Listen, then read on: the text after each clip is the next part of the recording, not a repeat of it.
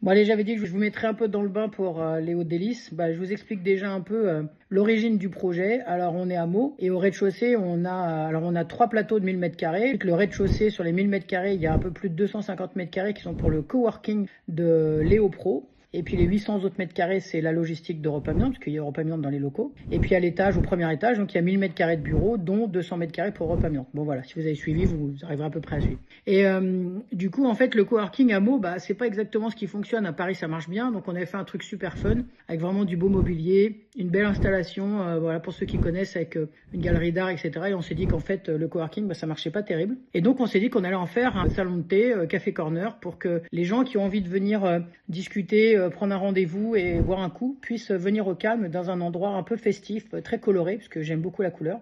Et du coup, c'est parti de là. Et puis, je me suis dit qu'il fallait quand même qu'on fasse un truc avec du thé et des infusions qui soient correctes, parce que bah, moi, je bois des infusions, je bois pas beaucoup de thé. J'aime quand c'est bon, quand ça a du goût et que c'est des belles maisons. Et donc, on a choisi de travailler avec une maison locale, avec une femme qui a un boulot et qui en plus lance sa marque de thé depuis déjà plusieurs années. Elle est là-dessus, donc on voudrait vous faire connaître ce produit-là.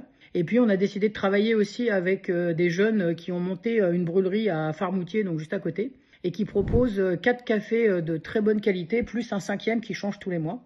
Donc pour nous, c'était important aussi de pouvoir bosser en local, puisqu'ils sont à moins de 20 km.